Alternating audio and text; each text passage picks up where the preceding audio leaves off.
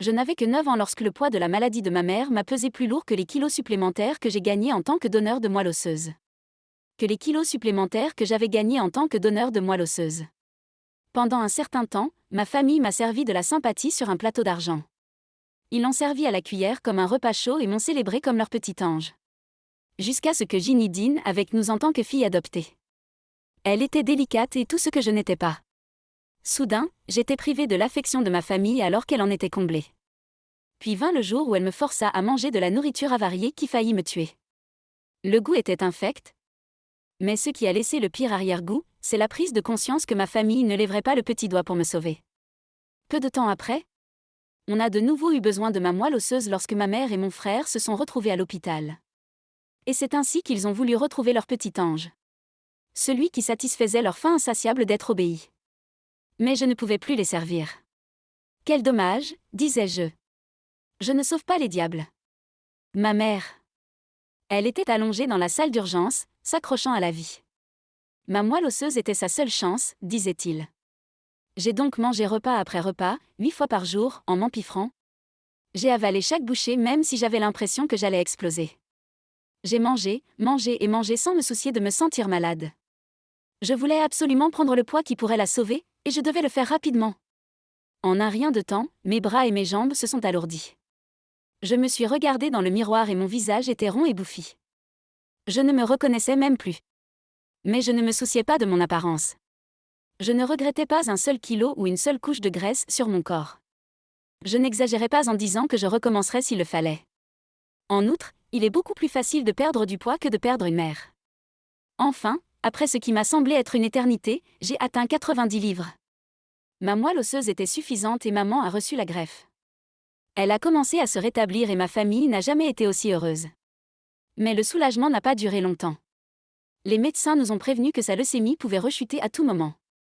Non, je ne pouvais pas laisser cela se produire. Je ne voulais pas que maman doive à nouveau se battre pour sa vie à l'hôpital. J'ai donc gardé mon poids au cas où elle aurait à nouveau besoin de moi. J'étais loin de me douter que cette décision reviendrait me hanter. Un jour, papa et mon frère sont allés faire des courses et sont rentrés à la maison avec une petite fille maigre. Nous l'avons trouvée errant dans les rues, explique mon père. C'est une orpheline. Nous ne pouvions pas la laisser derrière nous. Alors elle était là, accrochée aux côtés de papa et me regardant avec ses grands yeux nerveux. Oh mon Dieu! J'avais enfin une sœur. J'ai pris mon jouet préféré et j'ai couru vers elle, très excitée à l'idée de l'accueillir dans notre famille. Mais avant même que je puisse dire quoi que ce soit ou la toucher, elle s'est effondrée sur le sol comme une marionnette dont on aurait coupé les fils. Des larmes coulaient sur son petit visage et elle avait l'air si petite, si effrayée. Je suis restée figée, le cœur lourd. Alors que je pensais pouvoir l'aider, mon frère m'a repoussée. « Ne t'approche pas d'elle !» a-t-il crié. « Tu es tellement grosse que tu n'as même pas remarqué que tu lui faisais du mal. » Ces mots m'ont fait plus mal que lorsque j'ai accidentellement mangé une gousse d'ail crue. J'ai cligné des yeux et je l'ai regardé, ses cheveux, son visage, ses vêtements et son corps. Était-ce vraiment mon frère qui disait ces choses méchantes? Ses yeux semblaient si grands, terrifiants, comme s'il n'était plus Charlie. Et si ce n'était pas le même Charlie qui avait quitté la maison? Mon cher frère ne m'avait jamais regardé comme ça auparavant. Pour la première fois, je me suis sentie si grande et si petite à la fois.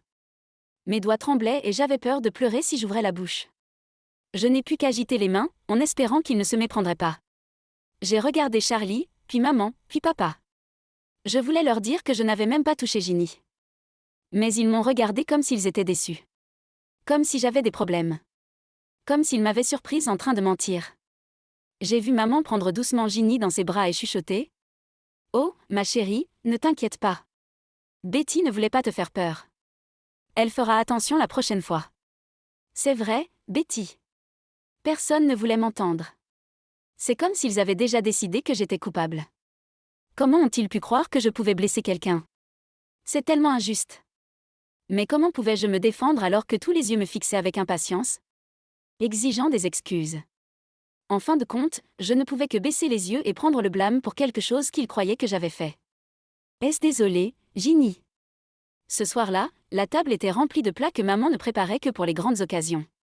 Poitrine de bœuf braisé, ziti au four, salade, pain à l'ail et gâteau au fromage avec les mots suivants. Bienvenue dans la famille, Ginny. Élégamment écrit sur le dessus avec de la crème fouettée. C'était le premier dîner de Ginny avec nous. Nous faisions la fête. J'ai souri devant le gâteau crémeux et encore plus lorsque mes yeux se sont posés sur le plateau d'ailes de poulet buffalo. Le meilleur plat de tout l'univers. La vue et l'odeur m'ont mis l'eau à la bouche. J'avais hâte de les plonger dans le bol de vinaigrette au fromage bleu. Mais au moment où j'ai voulu en prendre un morceau, mon frère a repoussé ma main et l'a attrapé. Mon frère a repoussé ma main et s'est emparé de tout le plateau. Ma bouche s'est ouverte sous le choc et mon cœur s'est enfoncé dans mon estomac. Il a souri en tendant le plateau à Ginny.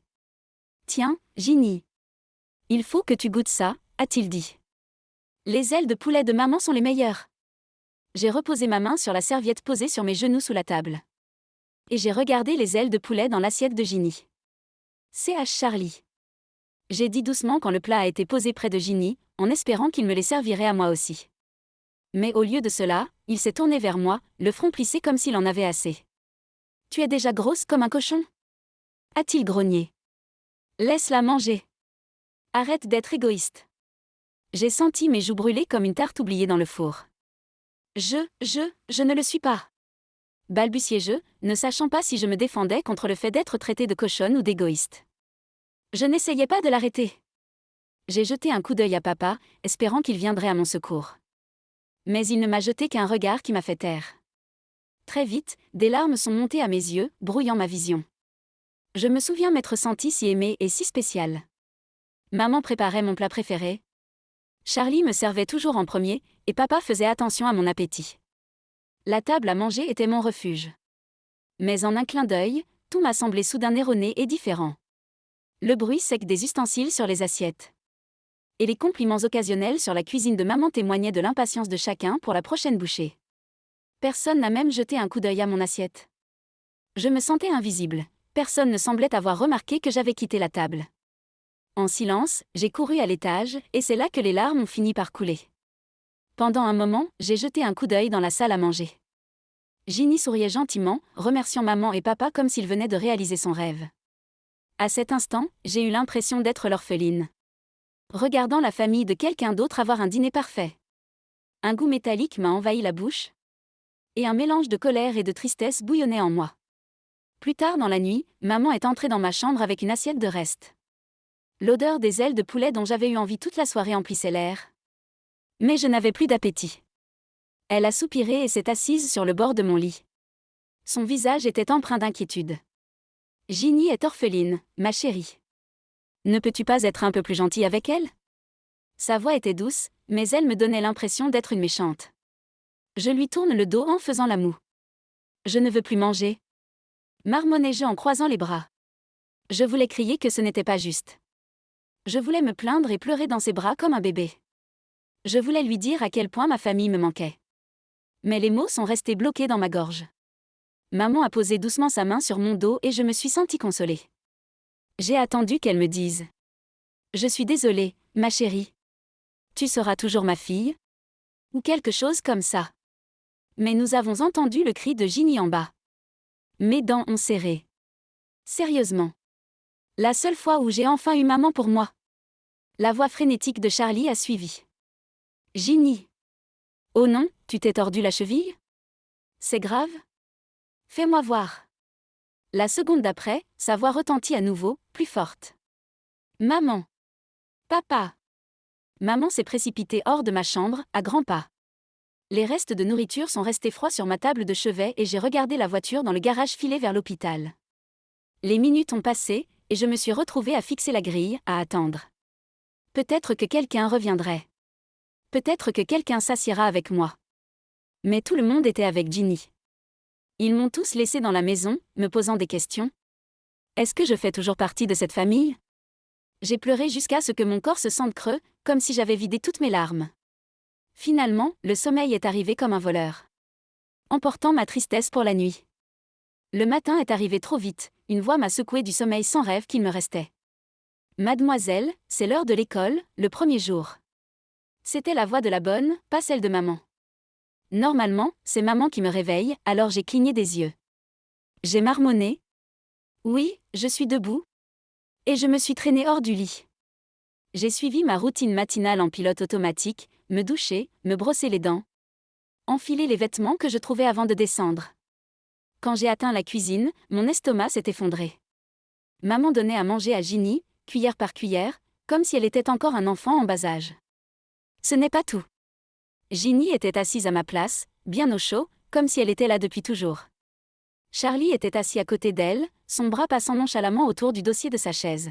« Mange. Tu es trop maigre. » dit-il en lui ébouriffant les cheveux comme s'il s'agissait de sa vraie sœur. Ils n'ont même pas levé les yeux quand je suis entrée. « Bonjour. » a dit maman, sur un ton si décontracté que j'ai eu l'impression d'être ignorée. Charlie n'a rien dit. Il m'a juste jeté un regard froid avant de se détourner comme si ma présence avait gâché l'ambiance. Je me suis attardée au bord de la pièce. Mais mon estomac grondait. Je n'avais rien mangé depuis hier soir. Ce grognement me donnait l'impression qu'une tempête se préparait en moi. Et j'ai eu du mal à respirer en m'avançant. « C'est ma place ?» dis-je doucement, ma voix parvenant à peine à franchir la boule dans ma gorge. Ginny m'a regardée avec ses grands yeux larmoyants. Yeux larmoyants, comme si je venais de lui crier dessus. Elle a reculé, serrant sa cuillère comme si elle allait la sauver.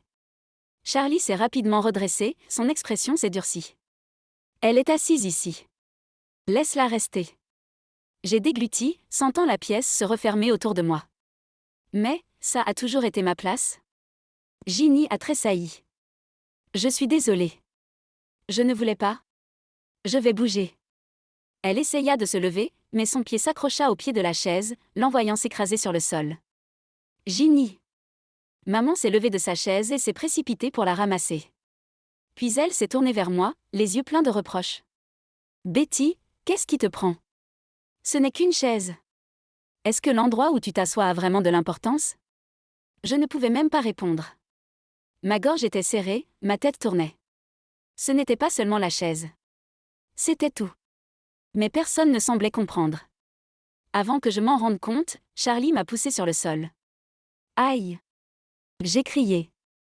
Le carrelage froid m'a piqué les genoux et le coude. Mais contrairement à Ginny, personne n'est venu m'aider. Charlie m'a regardé comme si je le méritais. Lève-toi, gros porc. J'ai regardé maman, la suppliant silencieusement de dire quelque chose. D'empêcher Charlie de me traiter de tous les noms et de le gronder pour m'avoir poussé. Mais elle est restée silencieuse. Elle s'est contentée de serrer Ginny contre elle, avec une expression indéchiffrable. Les larmes que j'avais retenues depuis si longtemps ont fini par remonter à la surface. Pourquoi c'était toujours moi? Pourquoi c'était toujours moi le problème? Pour la première fois, je me suis rendue seule à l'école. Pas de maman pour me tenir la main. Pas de mots réconfortants pour m'aider à gérer l'anxiété qui bouillonnait en moi. J'ai eu l'impression que c'était le début de quelque chose de grave, mais j'ai continué à aller de l'avant. Je me suis dit que c'était peut-être mieux que de rentrer à la maison. Quand je suis enfin arrivée en classe, je me suis installée à ma place, essayant de me fondre dans le décor. Mais avant même que je puisse m'installer, une douleur aiguë m'a traversé l'arrière du crâne.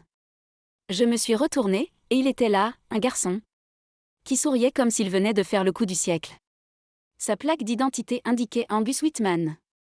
La main toujours levée, il a mis en boule un autre morceau de papier et me l'a envoyé d'une pichenette. La boule froissée m'a frappé en plein nez et est tombée sur le sol. Je n'ai pas bronché. Je l'ai regardé fixement, l'esprit en ébullition. C'est le premier jour d'école, et ce type a eu le courage de faire ça. Qu'est-ce que tu regardes, sale monstre? Il a ricané comme s'il se moquait de moi. Mes mains se sont recroquevillées en poings serrés. Tous les muscles de mon corps voulaient s'élancer sur lui pour lui montrer que je ne méritais pas une autre connerie de ce genre. Mais avant que je puisse bouger, une voix familière a retenti dans la pièce. Betty, qu'est-ce que tu vas faire, hein? Charlie. J'ai levé les yeux, mon cœur s'est affaissé. Il était là, debout dans l'embrasure de la porte, Ginny à ses côtés, jouant le rôle du frère protecteur.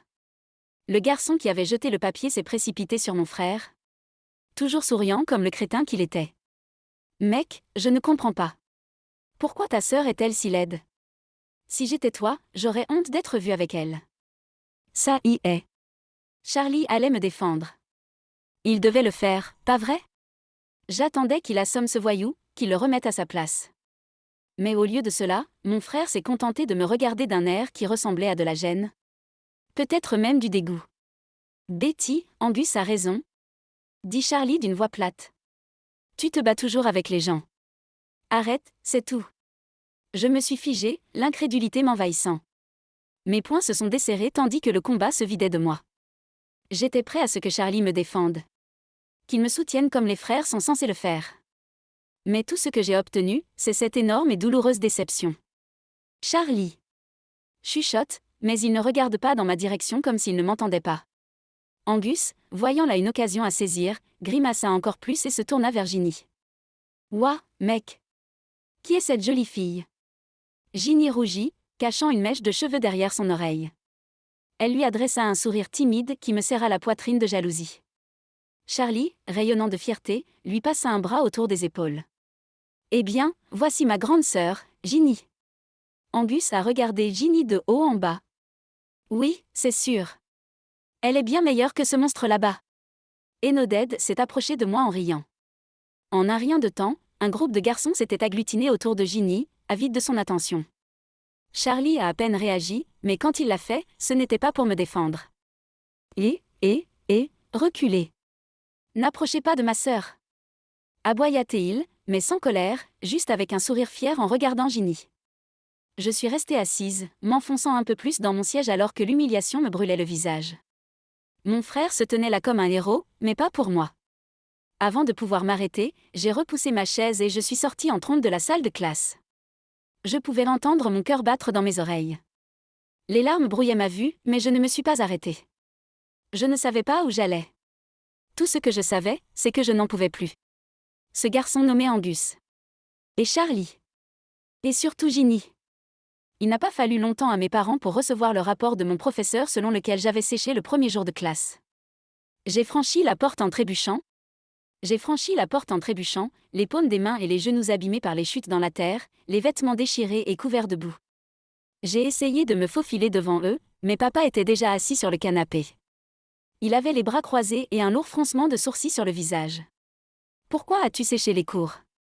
Sa voix était plate, mais il y avait une pointe d'émotion. J'ai ouvert la bouche. J'étais prêt à tout expliquer. Mais avant que j'aie pu prononcer un seul mot, Charlie est intervenu, souriant comme s'il avait attendu ce moment. Oh, elle est juste en colère parce que tout le monde aime plus Ginny. A-t-il dit, un sourire suffisant s'affichant sur son visage. Il m'a tiré la langue comme le faisait Elway quand il me prenait pour un minable. Quel petit morveux. Non. Ce n'est pas. Je n'ai pas bégayé. Mes mots s'en mêlaient dans les mythes, je voulais à tout prix qu'ils comprennent. Mais papa a claqué sa main sur la table basse avec un bruit qui m'a fait sursauter. Va au grenier et réfléchis à ce que tu as fait. Cria-t-il, le visage rouge de colère. Mon cœur s'est emballé et mes yeux se sont tournés vers maman, espérant qu'elle dirait quelque chose et qu'elle interviendrait comme elle le faisait d'habitude quand les choses allaient mal.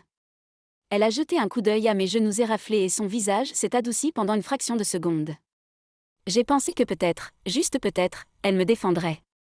Mais la voix de papa a traversé la salle comme un fouet. Ne t'en mêle pas, Irène. Elle a besoin d'une leçon. Avant que je m'en rende compte, sa main était enroulée autour de mon bras, me tirant vers le haut des escaliers. Je trébuche derrière lui, essayant de garder l'équilibre. Mes jambes tremblaient sous l'effet de la douleur et de la peur. Je suis Henry Franklin. Je ne tolérerai pas qu'un enfant soit mesquin et égoïste. Ces mots m'ont transpercé plus durement que tout ce que Charlie avait pu dire. Papa m'a poussé dans le grenier. Et la porte s'est refermée derrière moi avec un bruit sourd. Il m'a laissé seul dans cet espace sombre, étouffant et humide. Le silence était sinistre et assourdissant. Je me suis effondrée sur le sol, sentant la piqûre de mes paumes éraflées et la douleur dans mon cœur. Les larmes sont arrivées rapidement, chaudes et incontrôlables. J'ai essayé de les arrêter, mais c'était comme retenir une inondation. Tout me faisait mal. Et puis, j'ai entendu sa voix. Ginny. Elle se tenait là, dans l'ombre. Ses yeux brillaient de ce regard suffisant qu'elle avait toujours quand elle savait qu'elle gagnait. Betty, dit-elle doucement, la voix empreinte d'une fausse douceur. Bientôt, ton père, ta mère et ton frère. Ils seront tous à moi. Ces mots m'ont frappé comme une gifle. Je l'ai regardée en clignant des yeux, l'esprit troublé. Pourquoi une grosse fille comme toi devrait-elle recevoir tout leur amour alors que je suis orpheline? Elle a ricané, s'est approchée d'un pas. Je ne pouvais plus bouger. Je ne pouvais même plus pleurer. Je l'ai juste regardée, engourdie et confuse. Pourquoi? Pourquoi me détestait-elle à ce point? Qu'est-ce que je lui avais fait? Avant même que j'aie pu le comprendre, sa main a jailli, saisissant une poignée de mes cheveux. Elle m'a fait tomber d'un coup sec. claquant ma tête contre le sol avec un craquement esséurant. J'ai haleté. Le choc de la douleur s'est propagé à travers mon crâne et le sang a commencé à couler sur mon visage. Mais Ginny était sans pitié. Elle a continué à me frapper. Encore et encore, sa poigne étant aussi brutale que ses mots. J'ai essayé de me débattre, mais elle était plus forte que la l'imagine. Mes bras étaient faibles. J'étais impuissant face au monstre qu'elle avait libéré. Tout ce que je pouvais faire, c'était rester allongé, brisé et meurtri, en me demandant comment j'en étais arrivé là. C'est alors que j'ai entendu des pas lents dans l'escalier. Maman! Qu'est-ce qui s'est passé? Quelqu'un est tombé? M'a-t-elle demandé. Pendant un bref moment de désespoir, j'ai cru que j'étais sauvée. Je pouvais à peine sortir les mots, ma voix tremblait. Mais j'ai appelé. Maman! Maman, à l'aide! Je t'en prie. Les pas se sont accélérés. Et je me suis laissée aller à espérer, juste une seconde, qu'elle verrait enfin ce qui se passait vraiment. Qu'elle me sauverait aussi. Mais la main de Ginny a lâché mes cheveux juste avant que maman n'ouvre la porte. En un instant terrifiant, Ginny s'est arraché les cheveux, puis, avec une précision terrifiante, elle m'a attrapé la main et m'a griffé. Elle a attrapé ma main et s'est gratté le cou avec. Des marques d'un rouge profond sont apparues instantanément. Quand maman a franchi la porte, tout s'est ralenti.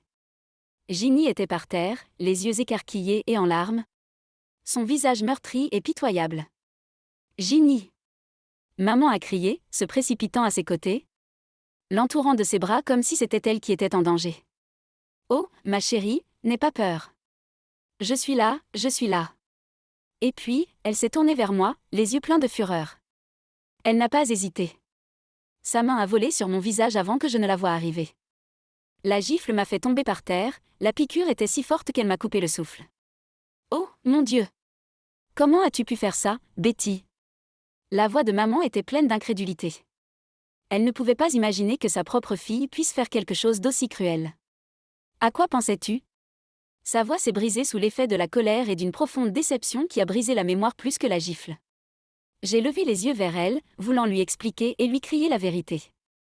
Mais les mots restaient coincés dans ma gorge, empêtrés dans la douleur et l'humiliation. Derrière elle, Ginny souriait. Elle arborait toujours ce sourire victorieux et suffisant lorsqu'elle savait qu'elle avait gagné. Et c'était peut-être le cas. Papa et Charlie apparurent dans l'embrasure de la porte, le visage crispé par l'inquiétude. « Ginny, ma chérie, que s'est-il passé ?» demanda papa, sa voix s'adoucissant alors qu'il s'accroupissait à son niveau. Ginny, toujours en train de renifler, sort un bonbon de sa poche. Ses yeux brillaient de fausses larmes. Je voulais juste lui donner ça pour m'excuser, mais elle m'a dit que je t'avais volé tout ce que tu avais. Mais elle a dit que je t'avais volé tout ton amour, et elle a commencé à me frapper. J'ai senti mon sang bouillir. Mon cœur s'est emballé, je me suis jetée à terre, la rage m'envahissant. Tu es une menteuse. Tu m'as frappée. C'est toi qui t'es fait ça. J'ai crié, mais c'était comme si je criais dans le vide. Le visage de papa est devenu d'un rouge inquiétant, sa colère débordant. Tais-toi! Cria-t-il, sa voix s'affaiblissant dans le grenier exigu. Il m'a attrapé par la chemise et m'a mis à genoux. Comment as-tu pu devenir une telle menteuse? Comment as-tu pu être aussi cruelle? Mes larmes coulaient librement, chacune d'entre elles étant un mélange de frustration et de douleur. Mon corps entier tremblait sous le poids de tout cela. Lorsque papa me lâcha enfin, il se retourna vers Ginny. Sa voix a pris un ton apaisant. Ginny, ma chérie, n'aie pas peur. Si elle te frappe, tu peux lui rendre l'appareil. Ce n'est que justice. Ces mots m'ont frappé comme un coup de poing dans le ventre. Et le grenier a tourné alors que j'essayais d'assimiler ce que j'entendais. Papa lui disait de me faire encore plus mal. J'ai levé les yeux vers papa, essayant de le reconnaître, l'homme qui avait l'habitude de me porter haut, de me faire tourner jusqu'à ce que je ricane si fort que j'en avais mal aux côtés. Était-ce vraiment le même papa? J'ai cherché sur son visage, mais tout ce que j'ai vu, c'est de la froideur. Ginny était à côté de lui, ressemblant à la parfaite petite victime. Des larmes coulaient sur son visage. Et sa tête tremblait comme si elle était dévastée. Elle a toujours été douée pour ça, jouer la pitié. Et ça a marché. Car sans même y penser, papa a saisi sa main et a commencé à l'utiliser pour me gifler. Il lui a appris à me frapper. Je n'ai pas senti les premières gifles, pas physiquement. J'étais trop engourdie pour ça. Mais la honte, qui m'a transpercée comme rien d'autre. C'était comme si je n'étais pas dans mon propre corps. Regardant de l'extérieur, mon père montrait à ma sœur comment me faire du mal. Et maman? Maman ne m'a même pas regardée. Elle a juste tourné la tête, comme si elle ne voyait rien, et que rien ne se passait. Charlie s'est tenu à l'écart, les yeux remplis de dégoût. Je crois que c'est ce qui m'a fait le plus mal, honnêtement. Ce regard m'a donné l'impression que je n'étais même plus sa sœur, juste quelque chose d'inférieur à lui. Ginny. D'habitude, elle est si timide, mais cette fois-là, elle a continué à me frapper encore, et ce n'était pas seulement mon visage qui piquait. Chaque coup était plus profond, comme si elle voulait briser quelque chose en moi. Mon âme, peut-être. Et je pense qu'elle l'a fait. Je n'avais jamais été traitée comme ça auparavant. J'ai gémi. J'ai lutté pour me libérer.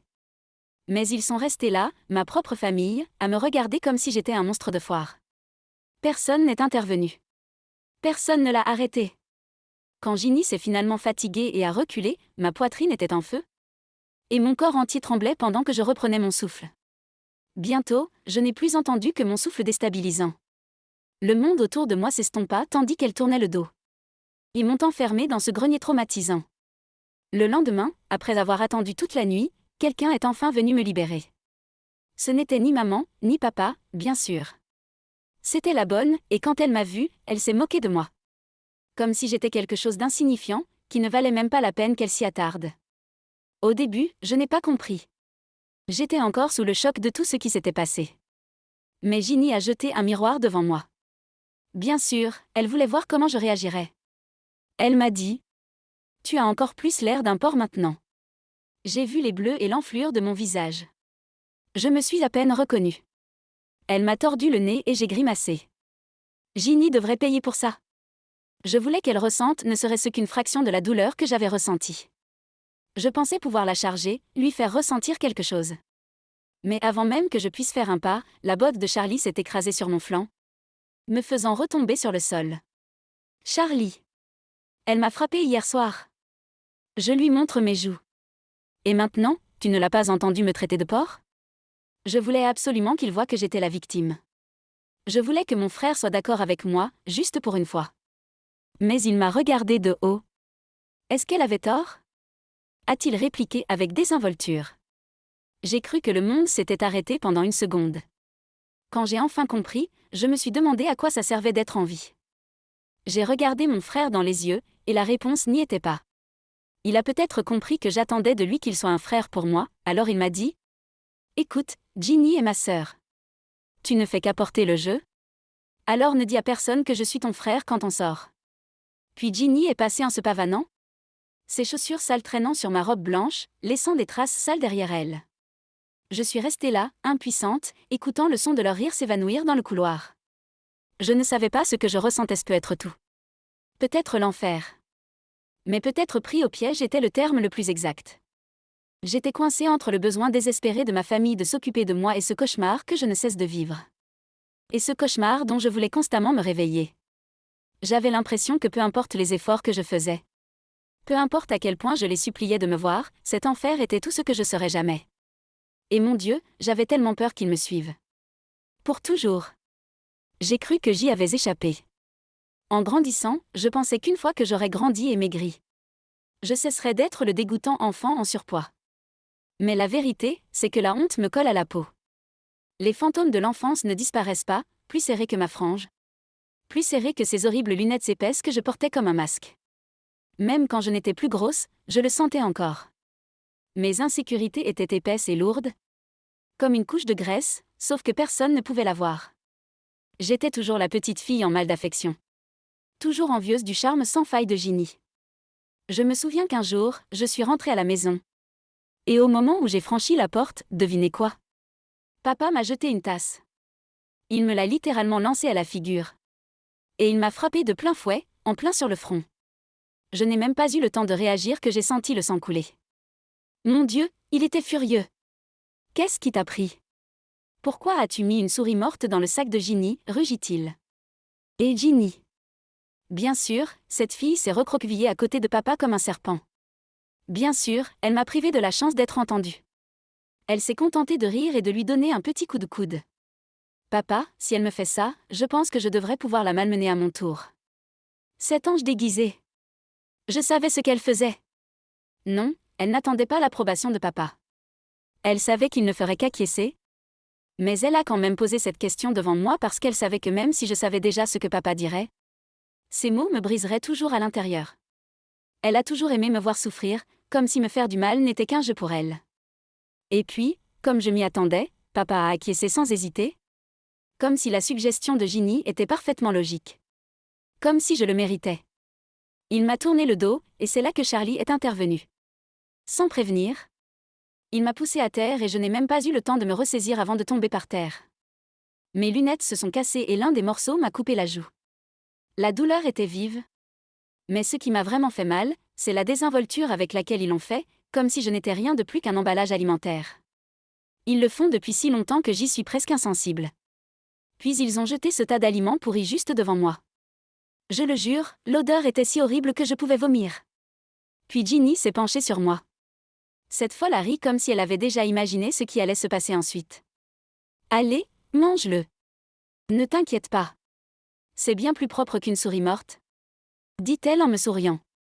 C'est ma vie. J'avais cessé d'essayer de me battre. Personne ne m'a jamais écouté de toute façon. Ça a toujours été comme ça. Alors je l'ai fait. J'ai ouvert la bouche et j'ai pris une poignée de riz gâté et de poisson pourri. Le goût était bien plus horrible que l'odeur. Mangue. Il y avait de la mangue dedans. Je m'en souviens parce que je suis allergique. C'était esséurant. Mais je l'ai avalé quand même, comme si une partie de moi souhaitait qu'il me tue. Peut-être qu'alors ma vie cesserait d'être douloureuse. Charlie était contrarié par le fait que je ne mangeais pas assez vite, alors il m'a poussé la tête sur le sol. La nourriture s'est étalée sur mon visage et je n'ai pas pu m'empêcher de pleurer. Sa main était si lourde qu'elle a étouffé mes sanglots sur les pétas de nourriture pourrie. J'étais humiliée, mais à quoi bon me battre? Vous vous demandez peut-être où était ma mère. Eh bien, elle était à l'étage en train de jouer avec un nouveau chien. Je pouvais entendre sa voix. Elle était joyeuse et insouciante. Puis j'ai entendu les pas lourds de papa qui résonnaient puis s'estompaient dans l'escalier. Il m'a juste laissé là, jeté comme la nourriture que j'ai été forcée de manger. Je me suis dit qu'au moins, c'était fini. Mais ensuite, Ginny a appuyé son pied sur mon visage, assez fort pour que je sente ma peau se meurtrir sous sa chaussure. « C'est toi qui as provoqué ça ?» dit-elle, mot par mot. C'est typique d'elle, elle fait semblant d'être innocente. En fait, si elle me tuait, je parie que tout le monde croirait à un suicide. L'instant d'après, la réaction allergique s'est déclenchée. J'ai commencé à ressentir une sensation de brûlure dans la gorge et j'ai eu l'impression qu'on me mettait le feu. Ma peau se couvrait d'urticaire. Je m'étouffais, j'essayais de respirer. J'ai tendu la main vers Charlie, le suppliant de m'aider, mais il a failli ne pas le faire. On aurait dit qu'il allait me chasser à nouveau jusqu'à ce qu'il voie à quel point c'était grave. J'ai à peine entendu maman dire « Je dois laver le chiot. Pouvez-vous l'emmener à l'hôpital ?» Elle n'est même pas descendue pour me voir. Papa s'en fichait aussi. Il a juste marmonné. « Nettoyez-la d'abord.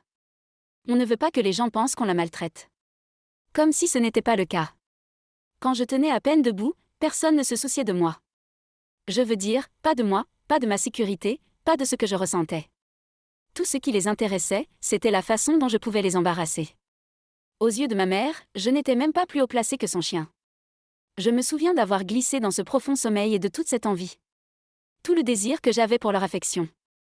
Tout a disparu. J'en avais fini. Je n'en voulais plus.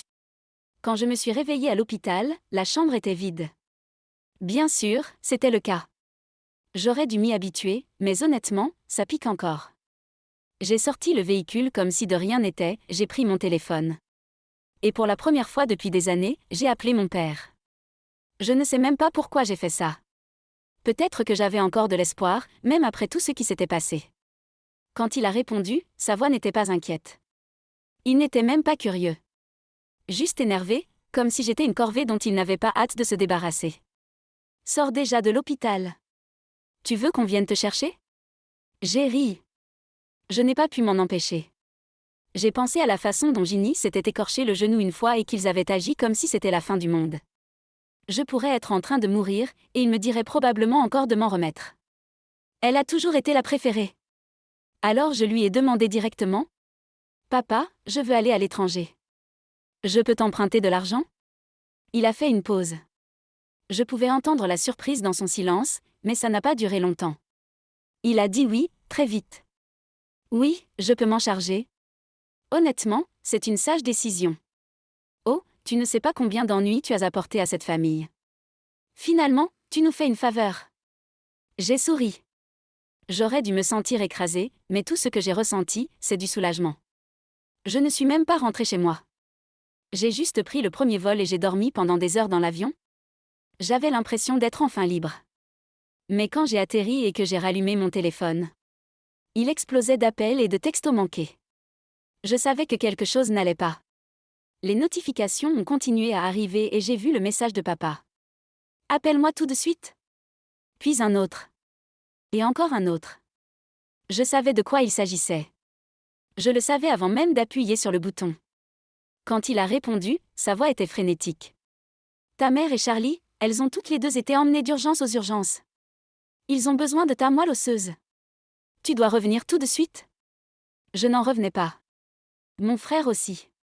Comment j'étais censée gérer ça? Moi, par exemple. Prendre soin de d'eux.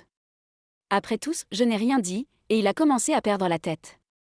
Si tu ne reviens pas, j'annule ta carte. Tu seras tout seul et si tu meurs, personne ne viendra réclamer ton corps. C'est alors que j'ai recommencé à rire. Les larmes coulaient sur mon visage. Mais je riais parce que c'était tout simplement ridicule. Après tout ce qu'ils avaient fait. Après tous les abus, c'est ce qui nous attendait. Ils voulaient que je revienne mais me menaçaient si je ne le faisais pas. Et j'ai fini par le dire. Quel dommage. Désolé papa, mais je ne sauve pas les diables. Et j'ai raccroché. C'était la chose la plus courageuse que j'avais faite depuis des années. Et pour la première fois depuis longtemps, j'ai eu l'impression de pouvoir respirer à nouveau. Alors, oui. Papa a annulé ma carte, comme il avait dit. Je me souviens d'être restée dans une rue au hasard, à regarder mon téléphone. Le regardant s'illuminer avec tous ces messages insensés. C'était toujours les mêmes conneries, tu sais. Il essayait de me culpabiliser pour que je revienne. Alors, j'ai sorti ma carte SLM, je l'ai jetée. Et j'en ai acheté une nouvelle avec le peu d'argent qu'il me restait. Et c'est tout, j'ai coupé les ponts avec eux. Je n'avais pas vraiment de plan, cependant. J'ai juste erré, sans savoir où aller ensuite. Honnêtement, je n'ai jamais été très douée pour parler aux gens, et je suis plutôt maladroit. Mais mon français était correct, alors je me suis dit que je pourrais au moins trouver un travail. Après une longue journée de recherche, j'ai décroché un poste de caissière dans une supérette. Ce n'est pas très prestigieux, mais j'avais besoin d'argent. Mais voilà, je n'avais pas d'endroit où loger. Je n'avais même pas assez d'argent pour un hôtel minable. Alors, j'ai demandé au propriétaire du magasin, ce vieux type nommé Marshall, s'il connaissait un endroit bon marché. Il m'a regardé, a soupiré et m'a dit. Si ça ne te dérange pas, viens vivre avec moi. Olive, ma femme, t'aimera bien. Je n'avais pas vraiment le choix, alors j'ai accepté. J'étais juste reconnaissant de ne pas dormir dans la rue. Il s'est avéré que sa femme était américaine, et ils ont tous les deux été très gentils avec moi. Au bout d'un moment, j'ai appris que je leur rappelais leur fille décédée il y a une dizaine d'années. Un jour, sa femme m'a demandé si elle pouvait faire de moi leur filleule. Ça m'a frappé de plein fouet. Je ne l'avais pas fait et ils étaient là, ces étrangers qui voulaient m'accueillir. J'ai dit oui, bien sûr. Je me sentais bien, j'avais quelqu'un. J'ai promis de m'occuper d'eux lorsqu'ils grandiraient, et en retour, ils m'ont donné une maison. Pour la première fois depuis toujours, j'ai eu l'impression d'avoir un endroit où j'avais ma place. J'ai été tellement prise par le travail et l'aide que je leur ai apporté. Que j'ai commencé à oublier mes parents biologiques, mon frère et Ginny. C'était comme si je n'avais plus besoin de penser à eux. J'ai même économisé suffisamment pour payer les frais de scolarité, ce qui était important pour moi. Mais au moment où j'allais payer, j'ai remarqué quelque chose de bizarre, mon ancienne carte fonctionnait à nouveau. Et non seulement ça, mais il y avait beaucoup plus d'argent dessus qu'avant. J'ai vérifié les détails de la transaction et j'ai vu ce message de Henry Franklin, mon père. Quoi qu'il arrive, ils sont votre famille. S'il vous plaît, revenez et aidez-les. Vraiment. Après tout, il essayait de jouer la carte de la famille. Je ne pouvais pas le croire. Je me suis contentée de me moquer et de l'ignorer. Je veux dire que je n'allais pas le laisser me reprendre. Pas après toutes les conneries qu'il m'a fait subir. Et puis, au moment où je pensais pouvoir enfin passer à autre chose, je l'ai vue, Ginny. Elle se tenait là, juste devant mon immeuble avec un air de salope. Et tout le monde. Je ne m'attendais pas à la voir à Paris. Honnêtement, après tout ce qu'on a vécu. Je pensais avoir enfin laissé cette partie de ma vie derrière moi. Mais quand j'ai vu Ginny, ça a été comme un coup de poing dans le ventre. Au début, elle n'a même pas reconnu mes lunettes et j'ai enfin appris à coiffer ma frange. Quand je me suis approchée, son visage s'est décomposé. Betty a demandé. C'était un mélange de choc et de jalousie, et honnêtement, ça m'a fait du bien de la voir comme ça. Avec ma confiance en moi, je me suis sentie différente. Ce que j'ai dit. J'ai dit, en ayant l'air indifférent. Et puis elle s'est précipitée sur moi, comme autrefois, en essayant de m'attraper par le col. Mais j'ai attrapé son poignet et je l'ai repoussé. Si vous avez quelque chose à dire, dites-le. Je n'ai pas de temps à perdre avec tes conneries. Elle m'a jeté un regard noir et m'a dit. Maman et Charlie sont en train de mourir, et tu es ici avec l'argent de nos parents. Bon sang, tu n'as pas honte? J'ai ri. Quand est-ce que maman et papa m'ont donné de l'argent? Ils ont annulé ma carte. Je parie qu'ils t'en donnent encore et que tu es en train de le dépenser. Est-ce que tu as perdu la boule? C'est comme si j'avais touché un point sensible. Son visage s'est tordu, et puis paf, elle m'a giflé et m'a traité de salope. Salope! J'ai répété, j'ai attrapé son poignet et je l'ai giflé avant qu'elle ne puisse réagir. L'expression de son visage montre qu'elle ne s'attendait pas à ce que je me défende. Je ne l'ai pas fait non plus. Je tremblais, prise dans l'instant, puis j'ai senti des larmes couler dans mes yeux. Je l'ai serré contre moi et j'ai tout laissé sortir. Pour eux, tu es tout. Depuis quand se préoccupe-t-il de moi? Si j'ai survécu aussi longtemps sans mourir, c'est parce que je l'ai mérité. Alors ne me regarde pas comme si je devais remercier papa ou maman. Si tu t'inquiètes autant pour eux, pourquoi ne pas faire un don toi-même? J'ai vu son visage pâlir, et j'ai su que mes mots avaient touché un point sensible. Sans un mot, elle m'a secouée et s'est éloignée. Je n'ai pas réfléchi, je suis allée en cours et j'ai traîné avec mes amis. Pour gagner un peu plus d'argent, j'ai créé une entreprise avec une personne âgée. J'étais tellement occupée que je n'avais pas le temps de m'attarder sur le passé. Olive arrivait avec des fruits coupés en tranches et me donnait des coups de tête comme si j'étais encore cette petite fille en manque d'affection. Ah, ma chérie, tu es une enfant si intelligente et si travailleuse. Mais tu as besoin de te reposer aussi, Tu ne peux pas t'épuiser. Je me suis laissée prendre dans ses bras, et ça m'a fait chaud au cœur. J'avais rêvé de ça quand j'étais petite, mais à cause de Ginny. Tout ce que j'ai obtenu de ma propre mère, c'est son dos. Mais avec Olive et Marshall, je ne rêvais plus. J'ai serré Olive dans mes bras, ressentant un élan d'amour que je n'avais pas ressenti depuis longtemps. Je me suis juré de ne pas laisser tomber ses 12 aînés. Peu de temps après, mon aîné est arrivé, tout excité, en disant qu'il avait trouvé un investisseur pour notre petite entreprise. J'étais ravie. Enfin, les choses allaient s'arranger. Mais quand je suis entrée et que j'ai vu qui était l'investisseur, toute cette excitation s'est évanouie. Charlie. Il était assis là et me regardait avec un mélange d'émotions. Je pouvais voir la surprise et la joie dans ses yeux. Mais je suis restée figée un moment, essayant de comprendre ce que cela signifiait. Mon aîné était tout sourire, saluant Charlie comme s'ils étaient de vieux copains. Je n'étais là que pour faire comme si c'était la première fois que je rencontrais l'investisseur. Je pouvais sentir les yeux de Charlie sur moi de temps en temps. Mais il ne disait rien d'absurde et n'essayait pas de faire comme s'il était toujours le frère que je connaissais. Puis vint le moment de signer le contrat. Mon aîné était en train de conclure quand soudain, Charlie m'a tendu le bras et m'a pris le poignet. J'ai froncé les sourcils, ne sachant même plus comment l'appeler. Mon esprit s'emballait, comment se tenait-il là, tout en restant calme? Il y a peu de temps, papa avait paniqué à l'idée de lui trouver un donneur de moelle osseuse. Avant que je ne puisse m'en rendre compte, il m'a serré dans ses bras. J'ai été prise au dépourvu, mon cœur s'est emballé. Je sentais ses larmes chaudes couler dans mon cou. Betty, il s'est étouffé. S'il te plaît, reviens à la maison. S'il te plaît, sauve maman. J'avais besoin de respirer, alors j'ai repoussé mon frère. Comment oses-tu me demander d'y retourner et de la sauver? Je l'ai traitée comme une mère. Mais m'a-t-elle jamais traitée comme une fille? Mes mots sont sortis tout seuls. Puis je me suis figée, sentant le poids de ce que je venais de dire. Les yeux de Charlie étaient rouges, des larmes coulaient sur ses joues. Je l'ai à peine reconnu, il avait l'air si brisé. S'il n'y a pas de donneur de moelle osseuse, papa décidera d'arrêter le traitement. Peux-tu vraiment supporter de voir maman mourir à l'hôpital? L'édredon m'a frappé comme un camion. J'ai serré les poings, j'avais l'impression d'être déchirée. C'était trop dur. Puis j'ai pensé à la façon dont elle détournait le regard quand papa apprenait à Ginny à me frapper. Je me souviens que maman a donné la priorité à Airdog plutôt qu'à moi quand l'allergie a failli me tuer après que Ginny et Charlie m'aient forcé à manger de la nourriture pourrie. Et Charlie m'a forcé à manger de la nourriture pourrie avec de la mangue. Maman m'a abandonnée.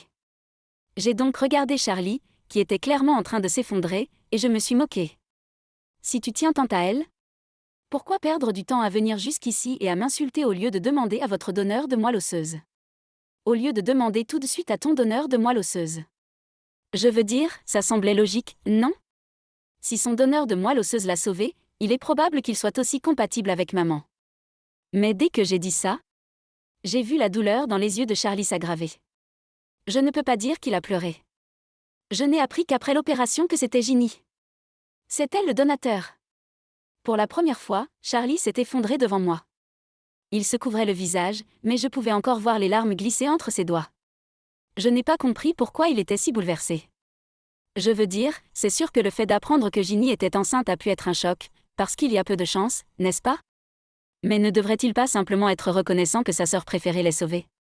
Puis il s'est essuyé le visage, m'a regardé droit dans les yeux et m'a dit « Ginny n'est pas une simple orpheline, Betty. » Je l'ai regardée et j'ai attendu.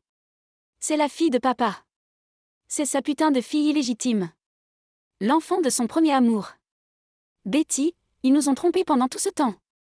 Je l'ai juste regardé, mon cerveau refusant d'assimiler une telle révélation pendant une seconde. Et puis, réalisant qu'il ne jouait pas la comédie, j'ai enfin compris. Je pensais que c'était pour ça que papa préférait toujours Ginny. Soudain, tout a pris un sens. Charlie a tout révélé. Apparemment, pendant que maman et lui étaient à l'hôpital. Papa essayait désespérément de me faire revenir. Il pensait vraiment que je me précipiterais à leur côté, que je laisserais tout tomber parce qu'ils avaient appelé. Mais je ne l'ai pas fait. Je leur ai coupé la parole. Après cet appel, après toute la merde qu'ils m'ont fait subir, j'ai juste. J'en avais fini. Et quand ils ont compris que je ne viendrais pas, c'est là que papa a bloqué ma carte. Il pensait sans doute que ça me forcerait à me montrer. Mais les jours se sont transformés en semaines, puis en mois, et ils n'ont plus entendu parler de moi. Papa a essayé de m'amadouer, de m'envoyer des messages, de l'argent, tout ce qu'il fallait pour me faire revenir. Mais je n'ai pas mordu. Je n'ai pas touché un centimètre. Papa devait être paniqué et désespéré, alors il a prétendu avoir trouvé un donneur pour une greffe de moelle osseuse. Mais il y avait un hic, elle ne pouvait sauver qu'une seule personne. Et bien sûr, papa a choisi Charlie. Il était prêt à laisser mourir maman pour garder son fils en vie. Charlie a perdu la tête quand il a entendu, évidemment. Il a supplié papa de ne pas aller jusqu'au bout, mais papa a simplement poussé Charlie dans la salle d'opération. Après l'opération, mon frère s'est allongé sur le lit d'hôpital. La culpabilité le rongeait. Il ne pensait qu'à maman. C'est alors que Ginny est entrée, pâle comme un fantôme, mais souriante. Elle a dit « Charlie, tu n'as pas de chance, je suis là pour te sauver. » Après avoir entendu toute l'histoire, mon frère a été profondément ému et a serré Ginny très fort dans ses bras. Charlie m'a dit qu'il était tellement ému qu'il l'a serré fort dans ses bras. Et l'a supplié d'aller vite mieux pour qu'elle puisse sauver maman ensuite. Mais l'expression de Ginny a changé, elle ne voulait manifestement pas sauver maman. En la regardant, Charlie lui dit « Ginny, maman te considère comme sa propre fille. Comment peux-tu la laisser mourir ?» Ginny fait la moue et a le culot de suggérer « Pourquoi n'irais-tu pas demander à Betty ? Je l'ai vue récemment, tu sais. Elle vit sa meilleure vie, dit-elle. Elle n'en a plus rien à faire de toi et de maman alors que c'est moi qui t'ai sauvée. Mais peut-être que tu peux essayer de la convaincre. C'est donc pour ça que Ginny est venue me chercher, elle voulait que je retourne en arrière et que je fasse l'imbécile. » Mon frère hésita avant de poursuivre. Et je voyais bien à sa voix qu'il avait du mal à en parler. « Je sais que tu n'accepteras pas de revenir. Alors j'ai pensé que je pourrais peut-être convaincre Ginny. » A-t-il dit, presque comme s'il me suppliait. Mais il m'a raconté ce qui s'est passé ensuite. Ginny a craqué. Elle l'a repoussé et a crié. « Pourquoi devrais-je sauver cette maîtresse ? Si ce n'était pas pour elle ?» Elle s'est figée et s'est couvert la bouche. Peut-être qu'elle a réalisé ce qu'elle avait dit et qu'elle n'arrivait pas à croire qu'elle l'avait laissé échapper. Mais il était trop tard. Charlie est intelligent, il n'y avait aucune chance qu'il laisse passer ça. À partir de là, il a commencé à creuser, essayant de comprendre ce qui se passait. La vérité. Elle lui a fait perdre la tête. Il s'avère que Ginny n'était pas une simple orpheline que son père avait prise en pitié. C'était la fille de son premier amour. Elle était en fait notre demi-sœur. Le jour où papa l'a trouvée. Apparemment, c'était le même jour que la mort de sa mère. Papa n'était pas satisfait de son mariage d'affaires avec maman. Alors il est resté secrètement en contact avec son premier amour. Pendant toutes ces années, papa a continué à voir son premier amour, gardant ce côté de la vie que nous ne connaissions pas. Et c'est là que le bâtiment blesse. Ginny et moi sommes pratiquement nés l'un après l'autre, à quelques mois d'intervalle. C'est alors que tout s'explique. Ginny n'était pas seulement jalouse, elle me détestait parce que, dans son esprit, ma mère avait remplacé la sienne. Elle pensait que j'avais en quelque sorte volé la vie qu'elle était censée avoir. C'est pourquoi elle a fait de ma vie un enfer. Elle se vengeait de quelque chose qu'elle n'avait pas fait. Et Charlie, qui n'en savait rien à l'époque, l'a même aidé, pensant qu'il s'agissait d'une rivalité normale entre frères et sœurs. Mais après avoir appris la vérité, il a dit qu'il était plein de regrets. Il ne pouvait pas croire à quel point il avait été aveugle. Il s'est précipité pour confronter papa. Mais avant qu'il ne puisse le faire, il a entendu papa et Ginny parler. Et c'est là que les choses sont devenues si tordues que j'avais du mal à y croire. Papa, j'ai fait ce que tu m'as demandé. J'ai sauvé mon frère, a dit Ginny. Elle était assise sur le divan et serrait une poupée dans ses bras. Pourquoi tu ne l'as pas déjà laissé partir? Elle parlait de maman comme si elle n'était qu'une étrangère. Et papa lui tapotait doucement la tête, comme s'il la réconfortait. Je sais que tu l'attendais, a-t-il dit. Mais donne-moi encore un peu de temps, ma chérie. Je vais bientôt lui donner son traitement. Sinon, ce sera difficile à expliquer à ton frère. Nous dirons simplement que nous n'avons pas pu trouver de donneur de moelle osseuse approprié. Et puis, voilà, elle n'est plus là. Ce sera fini avant même que tu t'en aperçoives. Et si ton frère déteste toujours Betty à ce moment-là, tant mieux. Il n'y aura plus que moi, Charlie et toi. Quand mon frère l'a découvert, je crois qu'il a un peu paniqué. Au lieu de faire une ascension, il a sauté dans un avion et s'est pointé dans ce pays au hasard, juste pour me trouver. Seul. Je n'ai même pas réalisé que je pleurais jusqu'à ce qu'il soit déjà là, l'air sérieux. Toute la merde que j'ai dû subir m'a mise hors de moi. Je n'étais même pas en colère contre lui en particulier. J'étais juste en colère contre tout. Il m'a tendu la main et m'a tapoté la tête, comme il le faisait quand nous étions enfants, avant l'arrivée de Ginny. Je sais que j'ai merdé, Betty, a-t-il dit. Mais elle est toujours notre mère. S'il te plaît, aide-la. J'ai essuyé mon visage et je l'ai regardé fixement. Si j'y retourne, c'est fini. Je ne vous dois plus rien. Il a cligné des yeux comme si je l'avais giflé. Qu'est-ce que tu veux dire? Je dis que si je la sauve, c'est très bien. Mais après ça, c'est fini. Plus de faveurs. Plus de conneries familiales. Je ne veux rien avoir à faire avec toi, ou elle, ou papa, ou Ginny. Rien de tout cela. Je voyais bien que ça le secouait. Il a ouvert la bouche comme s'il voulait dire autre chose. Peut-être essayer de me culpabiliser, mais je n'étais pas d'accord. J'en avais marre d'être la seule à réparer les choses et à gérer les drames de tout le monde. Je voulais me venger de Ginny, bien sûr. Mais il n'y avait pas qu'elle. Papa, maman, mon frère, ils avaient tous un rôle à jouer. Mais se défendre. Non. J'étais déjà épuisée. Je voulais juste vivre ma vie. Une vie simple et tranquille avec le couple Dubois. Pas d'autre Franklin que moi dans les parages. Très bien, je vais le faire. J'ai décidé. Je vais la sauver. Je pense que c'est une façon de lui rendre la monnaie de sa pièce pour toujours. Charlie avait l'air de vouloir prendre ma main et essayer de me convaincre à nouveau. J'ai retiré ma main avant qu'il ne puisse le faire. Une dernière fois, tu veux la sauver ou pas? La façon dont je l'ai dit a dû le frapper de plein fouet car il a finalement abandonné. Je l'ai vu dans ses yeux. Le même jour, j'ai dit au Dubois que j'avais quelque chose à faire. J'ai emballé quelques affaires et j'ai pris le prochain vol pour les États-Unis. Quand j'ai revu maman, j'ai failli ne pas la reconnaître. Elle avait l'air si maigre, le crâne rasé, comme l'ombre de la femme dont je me souvenais. La mère que j'ai connue était forte et royale. Mais là, ce n'était pas elle.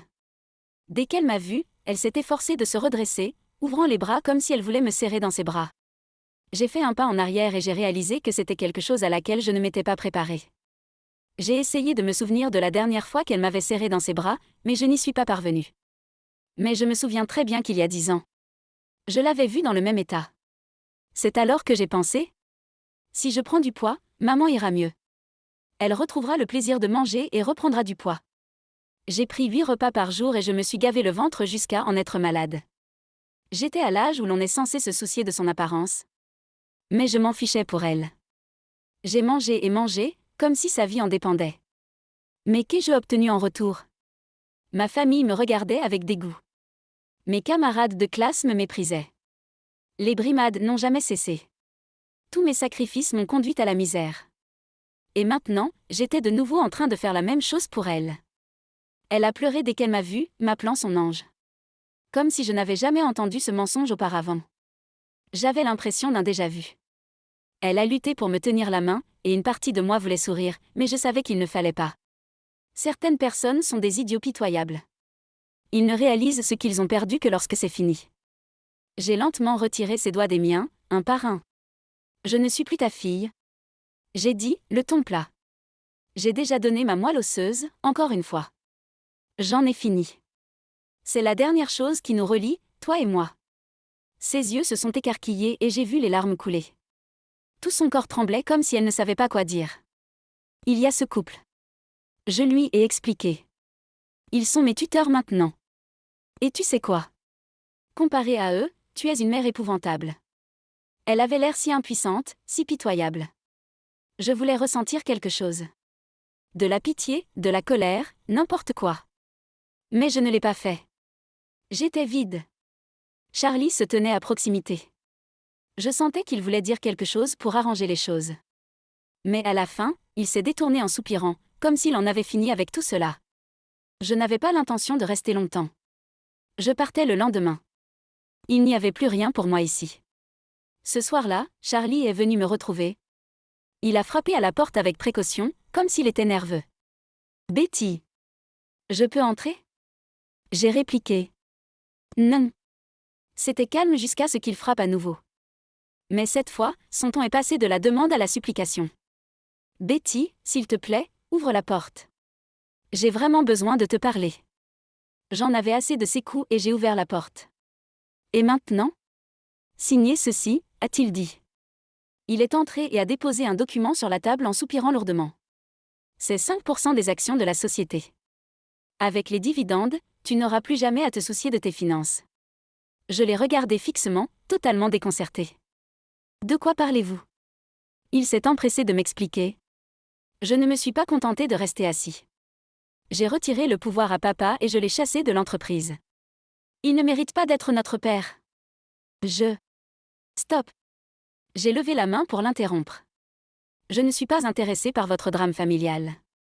Dis-moi simplement ce que tu veux en échange de ceci. Je lui ai renvoyé le document. Quelles que soient tes raisons, je n'ai pas besoin de ça. J'ai montré la porte du doigt. Va te faire voir. Il n'a pas bougé, il est resté là, l'air perdu. Son dos habituellement fort s'est affaissé et il avait l'air impuissant. Betty, dit-il, la voix triste. Que dois-je faire pour que tu me pardonnes? Je n'ai pas pu m'empêcher de rire, mais c'était froid et amer. Je n'ai pas répondu, espérant qu'il comprendrait. Maman parle de toi tous les jours. Tu lui manques vraiment. Il a continué à parler, mais quand il a vu l'impatience sur mon visage, il s'est enfin tu. Je pouvais voir les larmes dans ses yeux, et il les a rapidement essuyées. Écoutez, quoi que vous pensiez, j'ai déjà transféré les actions à votre nom. Les dividendes seront crédités sur votre compte chaque mois, dit-il en marquant une pause, comme s'il attendait ma réaction. Ce que tu en feras ne dépend que de toi. J'ai haussé les épaules et je me suis tournée vers mes affaires. C'est alors que j'ai entendu la porte se refermer, doucement, comme ses pas. Dès le matin, j'ai commencé à sortir mes affaires de la villa. Je ne pouvais pas rester plus longtemps. Mais quelqu'un m'a bloqué le passage. J'ai levé les yeux, c'était Ginny. Elle avait l'air d'une véritable épave, rien à voir avec la personne dont je me souvenais il y a quelques mois. Son visage était sale, ses cheveux en bataille, et elle semblait avoir touché le fond. Ses yeux fous me fixaient et ses lèvres se retroussaient de rage. « Tu ne peux pas quitter cette maison vivante !» menaça-t-elle. Mais je me suis contentée de rouler des yeux. J'étais sur le point de poursuivre mon chemin quand elle m'a soudain attrapé les cheveux. « Salope !» a-t-elle crié. « Tu as tué mon père. Tu l'as stressé. J'aurais dû te tuer il y a longtemps. Papa est mort. » J'ai haussé un sourcil nonchalamment pendant que les gardes du corps intervenaient et la plaquaient au sol. Mais sa langue n'a pas cessé de bouger, elle a continué à m'insulter. Avec un sourire en coin, je me suis accroupie et j'ai dit. Où il était si stressé après ce que son héritier bien-aimé lui a fait. Pourquoi tu ne t'en prends pas à Charlie? Ginny eut l'air décontenancée pendant une seconde mais n'arrêta pas de me maudire. J'ai craqué, ma patience était à bout, et je l'ai giflé violemment sur le visage. Enfin, elle s'est tue. Le choc sur son visage était presque satisfaisant. Il n'y a pas si longtemps. J'ai dit. Tu m'as traité plus mal que ça. Maintenant, regarde-toi. Tu es chanceux, tu ne vaux pas ma vengeance. Juste à ce moment-là, j'ai entendu la voix de Charlie derrière moi. Betty. Il s'est approché et a vu Ginny qui avait l'air pathétique sur le sol. Ginny l'a immédiatement appelé à l'aide. Charlie. Je t'ai sauvé, tu te souviens? Tu m'as donné la vie. Maintenant, rends-moi un petit service. Dis à ces voyous de me laisser partir. Mais au lieu de ça, Charlie a ordonné. Ferme-la. Avant que Ginny ne puisse crier à nouveau, l'un des hommes lui a rapidement couvert la bouche. Elle ne pouvait plus émettre que des sons étouffés. Charlie fit un geste dédaigneux de la main et décida de son sort d'une pichenette. Elle a l'air vraiment mal en point, a-t-il dit. Envoyez-la dans un service psychiatrique et laissez les médecins lui remettre les idées en place. Puis il s'est tourné vers moi, et j'ai perçu une pointe de regret dans ses yeux. Betty, tu pars vraiment? M'a-t-il demandé. Je n'ai pas pu m'empêcher de laisser échapper un rire sarcastique. Regardez-le. Quand il aimait quelqu'un, il l'appréciait, mais quand il le détestait, il le jetait à la poubelle. Il les jetait au loup. Honnêtement, Ginny l'a bien mérité. Je n'ai pas dit un mot. Au lieu de cela, j'ai simplement traîné ma valise devant lui et je suis sortie par la porte d'entrée. Je ne lui ai pas dit non plus ce que j'avais fait des actions qu'il avait transférées sur mon compte. Hier soir, je les ai vendues à son plus grand rival. Il n'avait aucune idée de l'avenir qui l'attendait. Et moi? Je sais qu'une vie paisible m'attend à la maison.